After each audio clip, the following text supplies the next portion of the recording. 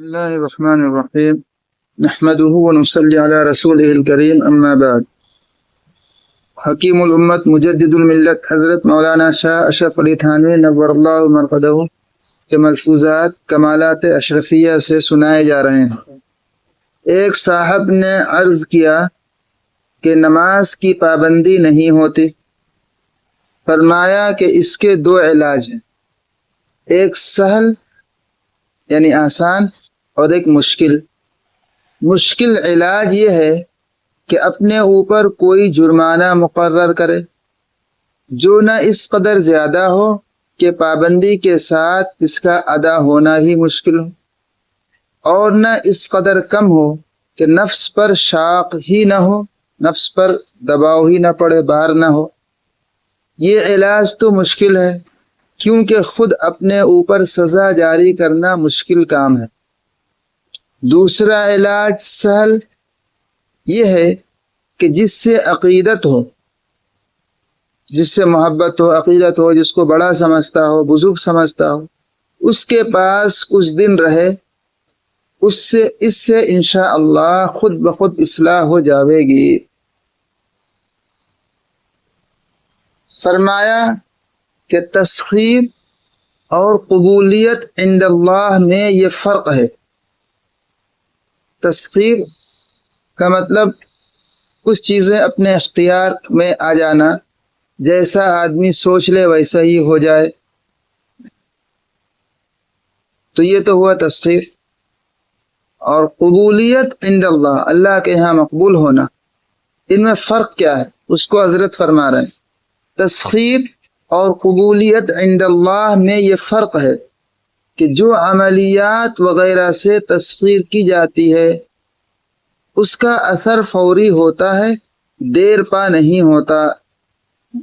بعض لوگ عملیات وغیرہ کے ذریعے سے کچھ چیزیں حاصل کر لیتے ہیں، سیکھ لیتے ہیں، تو اس کا اثر تو ہوتا ہے لیکن وہ وقتی ہوتا ہے، دیر تک نہیں رہتا۔ اور مقبولیت عند اللہ کا اثر روز بروز گہرا ہوتا جاتا ہے اور کبھی زائل نہیں ہوتا، ختم نہیں ہوتا۔ جیسے ایک تو ملمع ہوتا ہے، یعنی سونے کا پانی کسی چیز پر چڑھا دو تو دیکھنے میں لگے گا سونا، خوب چمکتا ہے۔ جیسے ایک تو ملمع ہوتا ہے کہ شروع میں گو اصلی کندن سے بھی زیادہ اس میں آب و تاب ہوتی، اصلی سونا سے بھی زیادہ چمک ہوتی، لیکن جب جھول اتر جاتا ہے تو پھر وہی تانبا کا تانبا رہ جاتا ہے، برخلاف اس کے جو تانبا کیمیا کے ذریعہ سے سونا بن جاتا ہے۔ کیمیا یہ ایک عمل ہے، ہنر ہے جس سے تانبے کو سونا بنایا جاتا ہے۔ اس کے جگر تک اثر پہنچ جاتا ہے، سونا ہونے کی خاصیت کبھی زائل نہیں ہوتی، پھر وہ سونا ہی ہو جاتا ہے، ہمیشہ سونا ہی رہتا ہے۔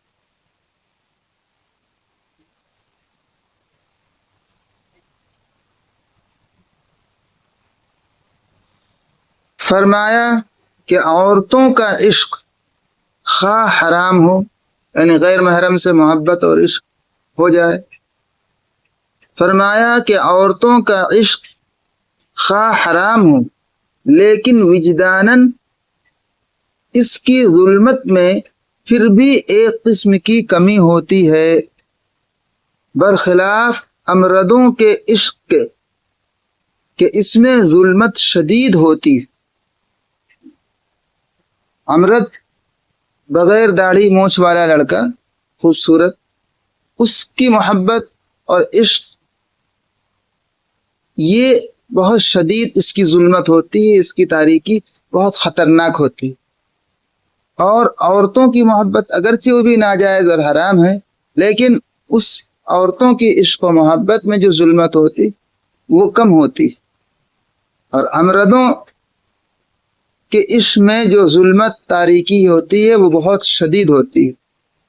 وجہ کیا ہے؟ حضرت خود فرما رہے ہیں، کیونکہ عورتیں گو نامحرم ہوں لیکن کسی حال میں کسی شخص کے لیے تو محل تمتع ہیں، یعنی اگرچہ نامحرم ہیں عورتیں، لیکن کسی نہ کسی حال میں اور کسی نہ کسی شخص کے لیے تو وہ حلال ہو جاتی ہیں، اس سے فائدہ حاصل کرنا شریعت اعتبار سے جائز ہو جاتا ہے۔ یعنی اس عورت کا جس سے نکاح ہو جائے، چاہے خود اس عشق کرنے والے سے ہو جائے تو اس کے لیے حلال ہو جائے گی، یا کسی دوسرے سے اس کا نکاح ہوا تو اس سے فائدہ اٹھانا، استمتاع، اور اس کے لیے وہ حلال ہو گئی۔ تو عورت فی نفس ہی محل ہے استمتاع کا، کہ شریعت کے روح سے ایک وقت میں کسی نہ کسی کے لیے وہ حلال اور جائز ہو جاتی ہے۔ امرت تو کسی شخص کے لیے کسی حال میں محل تمتع فطرتاً ہے ہی نہیں، اس لیے وہ محل ہی نہیں ہے تمتع اور فائدہ اٹھانے کا۔ یہ تو ایک جانوروں والا، سوروں والا عمل ہے، اور بہت خطرناک عمل ہے۔ یہ قوم لوط کا عمل ہے۔ ایسے لوگوں پر اللہ کی لعنت ہے، رسول اللہ کی لعنت ہے، بہت شدید ظلمت ہوتی ہے اس کی۔ عشق زنا تو مشابہت خانہ کی تاریکی کے ہے۔ عورتوں کا عشق کی مثال، اس کی ظلمت جو ہے تہ خانہ میں جو تاریکی اور اندھیری ہوتی ہے، کہ اس کی ظلمت عارضی ہے۔ اب تہ خانہ میں روشنی کا انتظام کر دیا جائے تو ظلمت ختم ہو جائے۔ تو اسی طرح عورتوں کا عشق ہے، اگر اس سے نکاح ہو گیا تو ظلمت ختم ہو گئی۔ اور عشق امردوں کا عشق مشابہ اندھیری رات کی تاریکی کے ہے، کہ اس کی ظلمت ذاتی ہے، گو دونوں حرام ہیں، لیکن امردوں کا عشق حرام در حرام اور گو در گو، یعنی گو ہی گو ہے، ناپاکی ہی ناپاکی، کیونکہ حلت کا وہاں گزر ہی نہیں۔ عورتیں فی نفس ہی تو محل حلت ہیں، گو عارض کی وجہ سے وہ حلت ثابت نہ ہو۔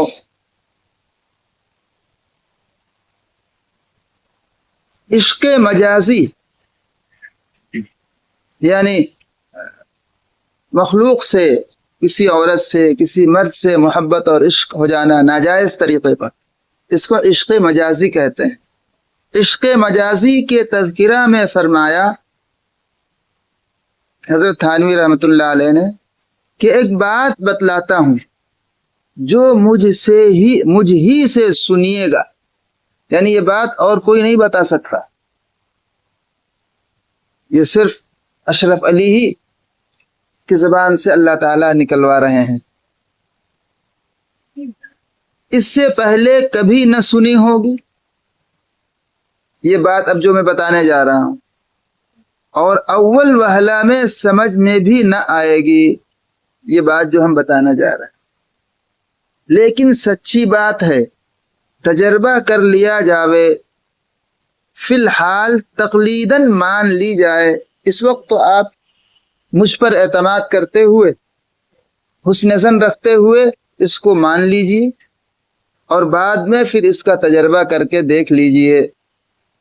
وہ بات یہ ہے کہ اگر عاشق کی طبیعت بالکل ہی خبیث نہ ہو، عاشق کی طبیعت بالکل خبیث، خباثت طبیعت میں نہ ہو، شرافت ہو کچھ، تو متقی شخص کی طرف نفسانی میلان نہیں ہو سکتا۔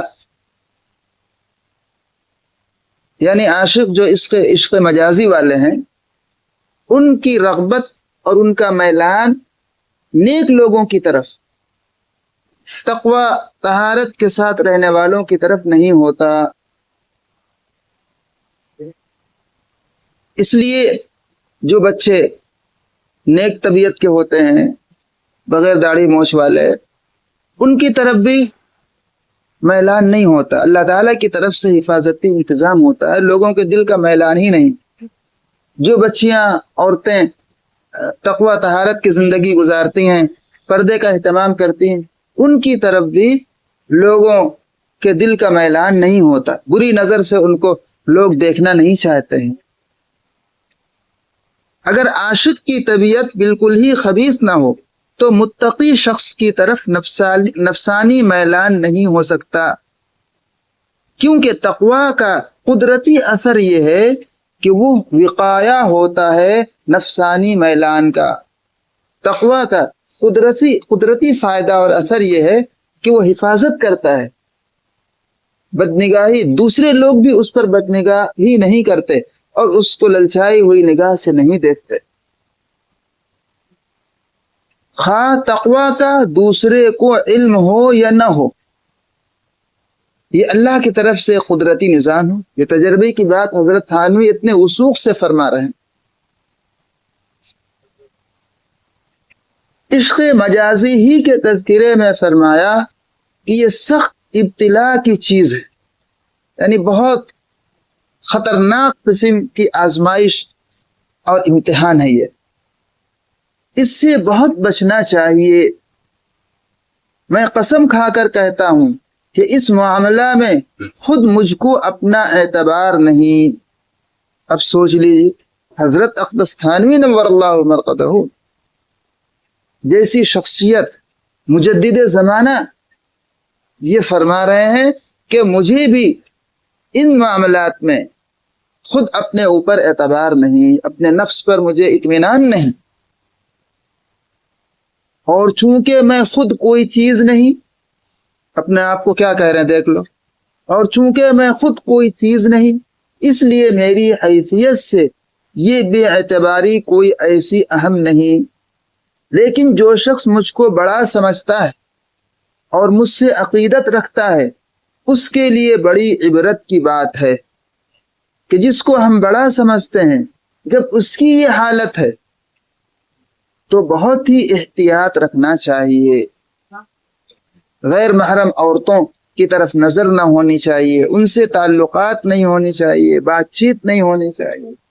اسی طرح خوبصورت بچے، امرد، بغیر داڑھی مونچھ والے، ان کی طرف بھی شہوت کی نگاہ سے نہیں دیکھنا چاہیے، میلان نہیں ہونا چاہیے، ان سے دل لگی ہنسی مذاق نہیں کرنی چاہیے، بلکہ ان لوگوں سے الگ تھلگ رہنا چاہیے اور بہت احتیاط برتنی چاہیے، ورنہ یہ بہت خطرناک معاملہ ہوتا ہے کہ پھر اس دلدل میں جب آدمی پھنس جاتا ہے تو نکلنا بہت مشکل ہو جاتا ہے۔